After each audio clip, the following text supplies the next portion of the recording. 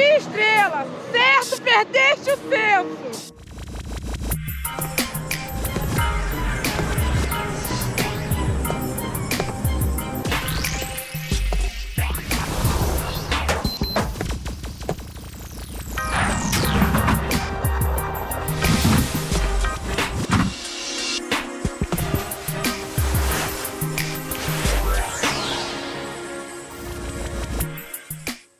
Eu tenho aqui 2 poemas para mostrar. Um de um poeta chileno, o poeta Nicanor Parra, e eu vou ler. O poema se chama Pido que se levante la sesión. Senhoras e senhores, eu vou a hacer uma sola pergunta. ¿Somos hijos del sol ou de la tierra? Porque se somos tierra solamente, no veo para qué continuamos filmando la película. Pido que se levante la sesión. O outro poema é de um poeta brasileiro. O poema se chama Valeu. Vida, valeu. Não te repetirei jamais.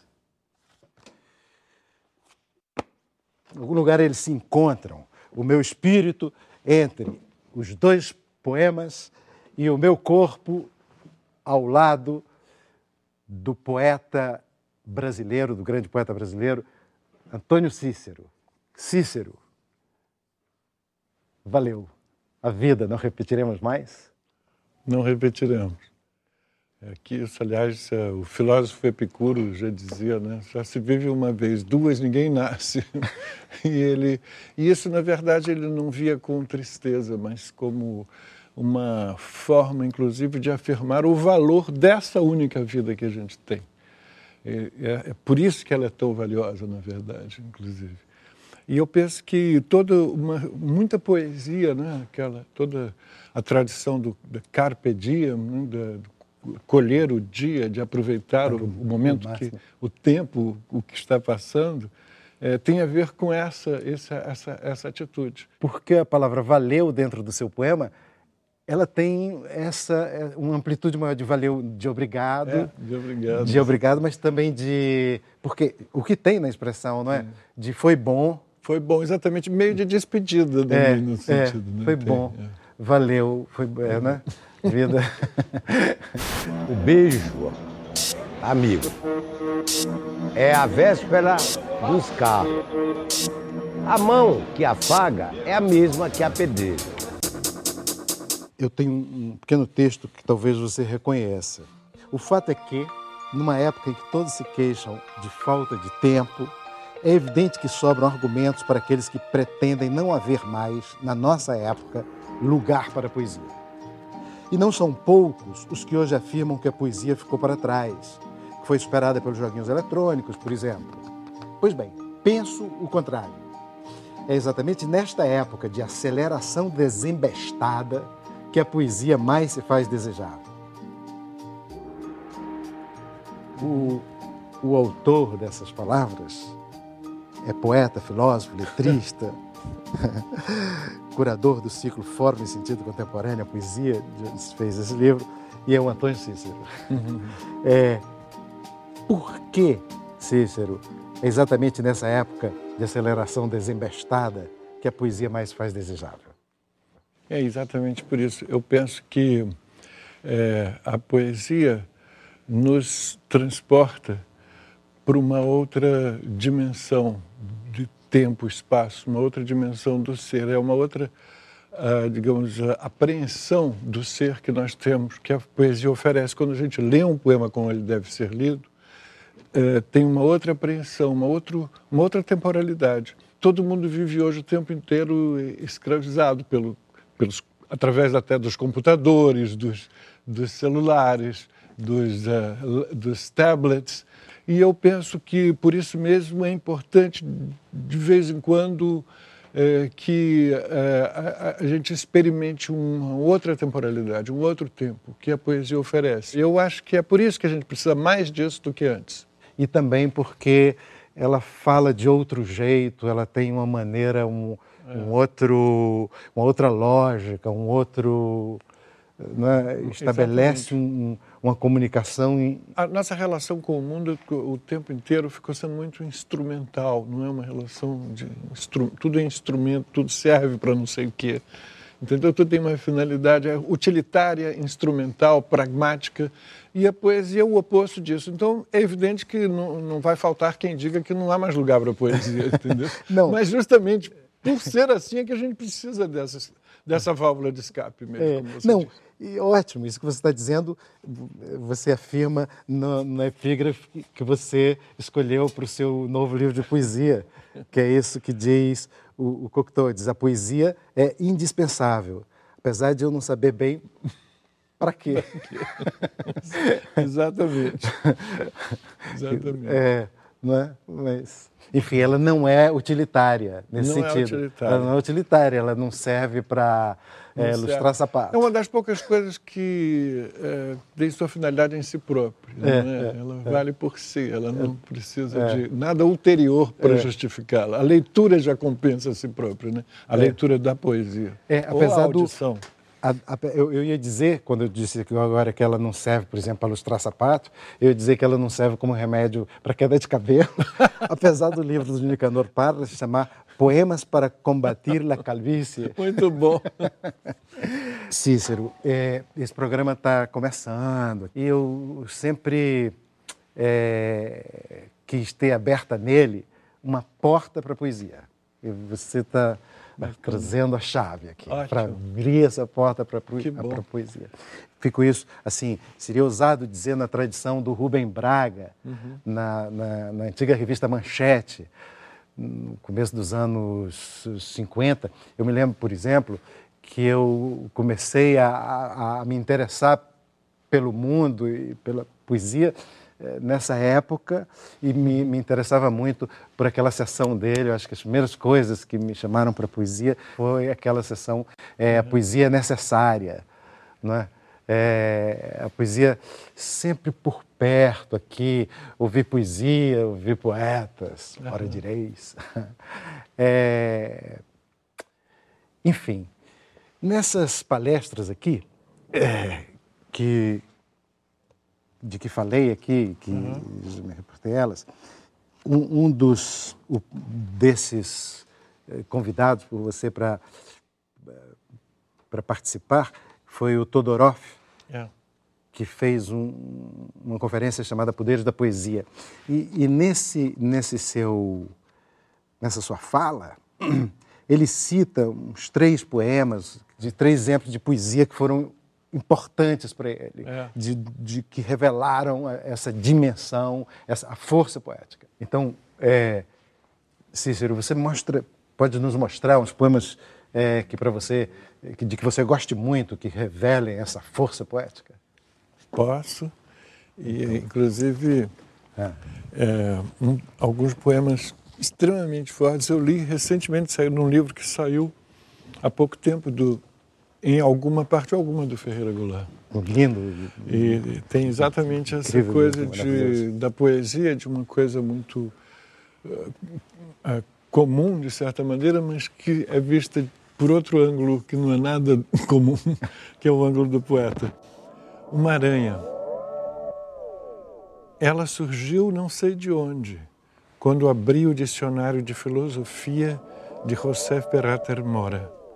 No verbete Descartes, René, minúscula, com suas muitas perninhas quase invisíveis, cruzou a página 1305 como se flutuasse uma esfera de ar viva e foi postar-se no alto, no limite entre o texto e a margem branca, enquanto eu, fascinado, indagava: como pôde resistir insuspeitado nestas encardidas páginas, em minha casa, afinal de contas, um tal ser mínimo, mas vivo, consciente de si, e como eu, parte do século XXI, e que agora parece observar-me tão espantado quanto estou com este nosso inesperado encontro. Minha terra tem palmeira, onde canta o sabiá.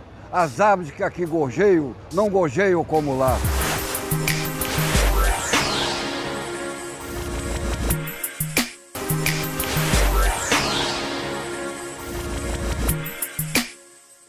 O impressionante no poema que eu vou ler, esse Cacto, é que é um poema sobre um cacto, um vegetal, e no entanto, ele usa metáforas, ele usa como metáforas seres humanos. Por exemplo, é o oposto que normalmente ocorre. Por exemplo, na literatura é comum você falar de uma mulher e dizer que parecia uma rosa, uma coisa desse tipo. Mas aqui ele está falando de um vegetal e usa metáforas de figuras históricas para descrever o cacto que assume uma... Enfim, eu vou ler. O cacto. Aquele cacto lembrava os gestos desesperados da estatuária. Laocoonte constrangido pelas serpentes. Ugolino e os filhos esfaimados. Evocava também o seco nordeste, carnaubais, caatingas. Era enorme, mesmo para esta terra de feracidades excepcionais. Um dia um tufão furibundo abateu pela raiz. O cacto tombou atravessado na rua, quebrou os beirais do casario fronteiro, impediu o trânsito de bonde, automóveis, carroças, arrebentou os cabos elétricos e durante 24 horas privou a cidade de iluminação e energia. Era belo, áspero, intratável. Eu acho uma beleza, né? Porque o cacto adquire uma dimensão né? Completamente monumental mesmo. Né? Eu também queria ler meu poema chama Mulher com Crisântemos. As flores transbordam do seu vaso à mesa. Pouco à esquerda da tela, cujas beiras por pouco não ultrapassam, invadindo a moldura. Também o seu colorido quase abandona a paleta da pintura.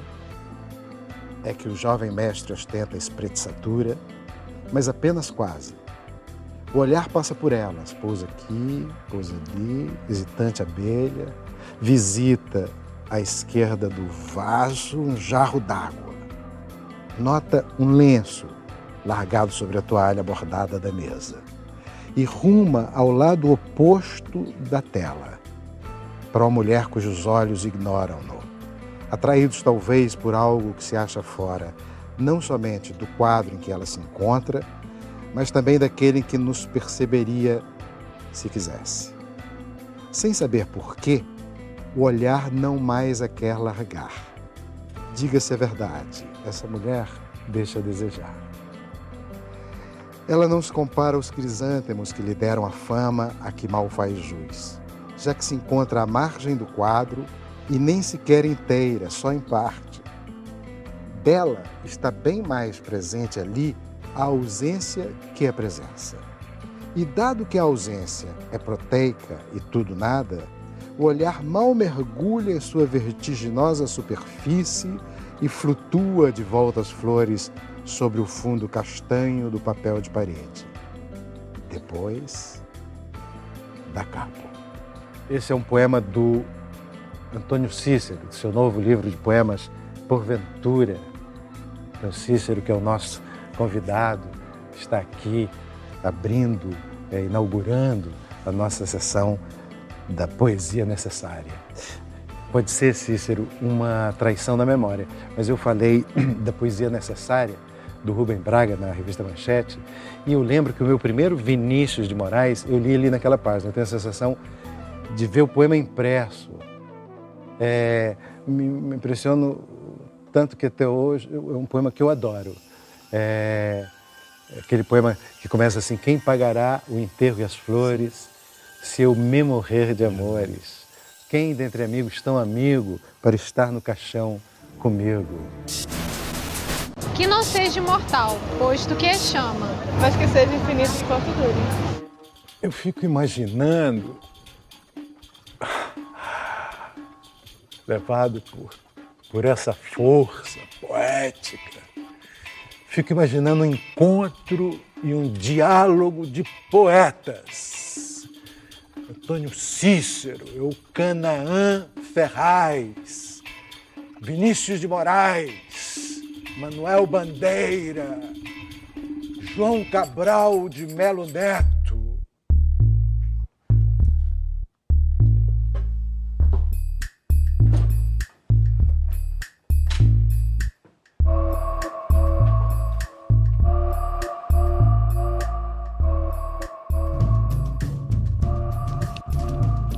Saudade de Manuel Bandeira, de Vinícius de Moraes.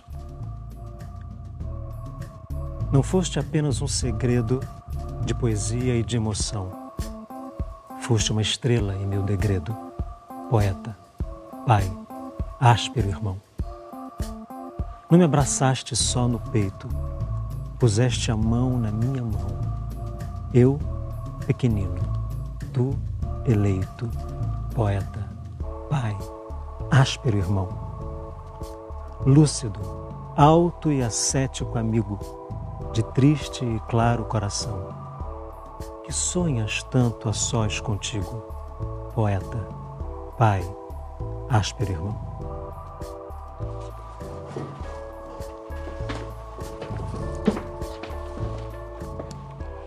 Uma maravilha esse poema, né?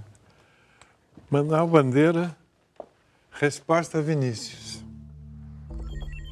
Poeta sou, pai pouco, irmão mais. Lúcido sim, eleito não. E bem triste de tantos ais que me enchem a imaginação. Com que sonho? Não sei bem não. Talvez com me bastar, feliz. Ah, feliz como jamais fui. Arrancando do coração, arrancando pela raiz, este anseio infinito e vão de possuir o que me possui. Que lindo. Ele usa exatamente as mesmas imagens e ele responde à pergunta do Vinícius, né? Vinícius, é. O Vinícius termina dizendo que sonhas tanto a sós contigo. E ele vai, na verdade, é curioso que ele discorda do poema do Vinícius, né? Ele diz que não é, que ele é pai, eleito. menos poeta, sim. Lúcido sim, eleito não. Eleito não. É bem o Bandeira, né? É. Ele não aceita os altos elogios. Essas conversas entre os poetas é sempre muito boa, né? Tem uma outra conversa que é entre João Cabral e também o Vinícius, que o Vinícius também faz um poema para ele, e brincando um pouco com o jeito. Tinha muito isso, né? Ele gostava dessas coisas. E ele, só que para o João Cabral é curioso porque ele usa um pouco a dicção do João Cabral para fazer esse poema. Ele usa um pouco até de um modo exagerado, né? Uma certa máscara cabralina, né? Tanto que o nome é Retrato à Sua Maneira. E a maneira de João Cabral de Melo Neto. E ele diz: magro entre pedras, calcárias, possível pergaminho para a anotação gráfica, o grafito grave, nariz, poema o fêmur fraterno, radiografável a olho nu, árido como o deserto, e além tu, irmão, totem, aedo, exato e provável no friso do tempo, adiante, ave, camarada diamante. E o João Cabral responde: resposta a Vinícius de Moraes, camarada diamante. Não sou um diamante nato, nem consegui cristalizá-lo. Se ele te surge no que faço, será um diamante opaco, de quem, por incapaz do vago, quer de toda forma evitá-lo, senão com o melhor, o claro do diamante com o impacto, com a pedra, a aresta, com o aço do diamante industrial, barato, que incapaz de ser cristal raro, vale pelo que tem de cacto. E a gente volta ao Manuel Bandeira, o cacto. O cacto de novo, incrível, né? Faz um círculo e volta lá. Enfim, a mágica se deu. A poesia aconteceu. Uma imaginação e um encontro de poetas. Vou-me embora para Passárgada. Lá sou amigo do rei. Eu tinha um amigo em Fortaleza, querido amigo, ele,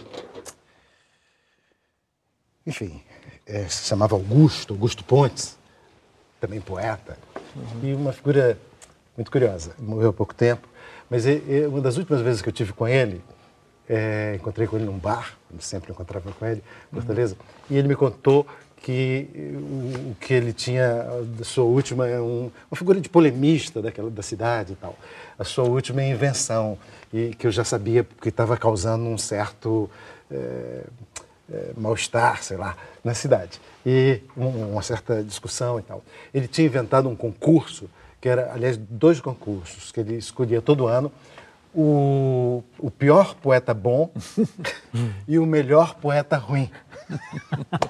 Agora eu me lembrei dele, porque a gente está aqui falando em poetas e tal, e tem um poeta que eu adoro, que é o Jacques Prévert, e que há poucos dias eu li um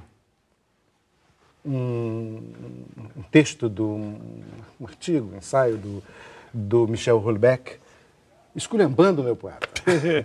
Tanto que o título era qualquer coisa como Jacques Prévert é un con.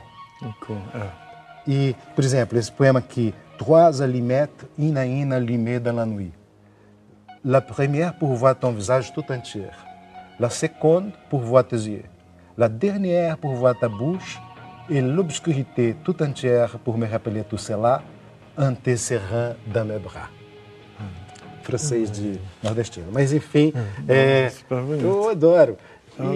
E a minha pergunta para vocês é, será que pensando no Augusto e pensando no Michel Houellebecq, que o Jacques Prévert será o meu melhor poeta ruim ou não é justo?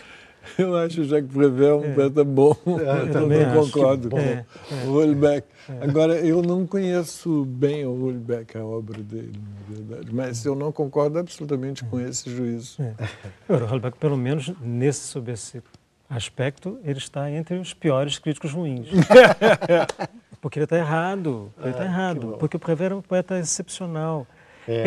Que ele, de fato, ele tem uma graça, um humor, um lirismo que, por vezes, contraria uma certa expectativa de que o poeta da modernidade seja um poeta da negatividade, dos sentimentos traumáticos, que tem sobretudo uma linguagem que violenta sempre o leitor.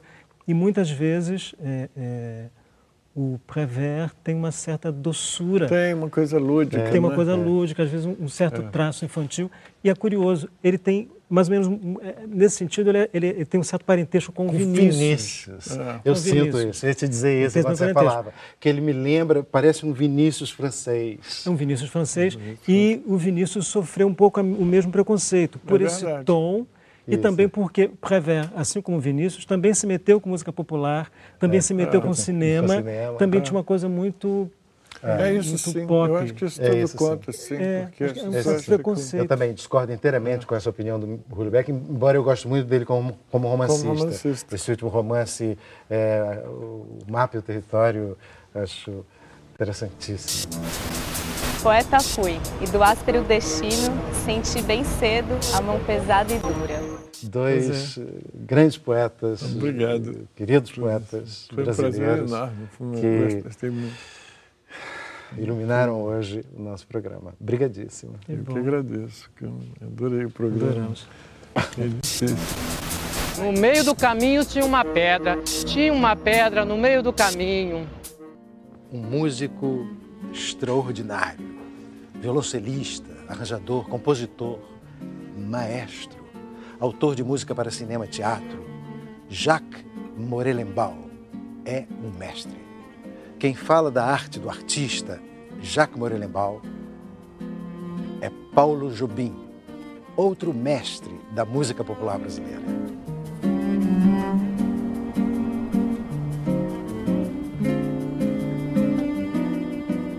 Jaquim é um músico incrível, talvez o músico aí mais preparado que tem por aí andando, quer dizer, ele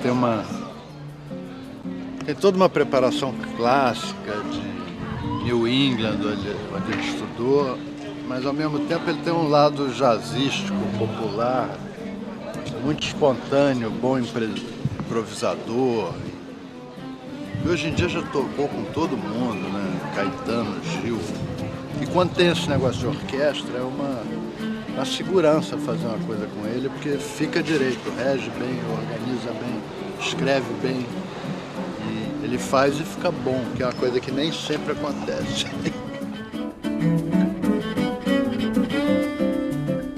Mas é isso, são músicas que eu adoro, que eu gosto muito. E muito competente e criativo.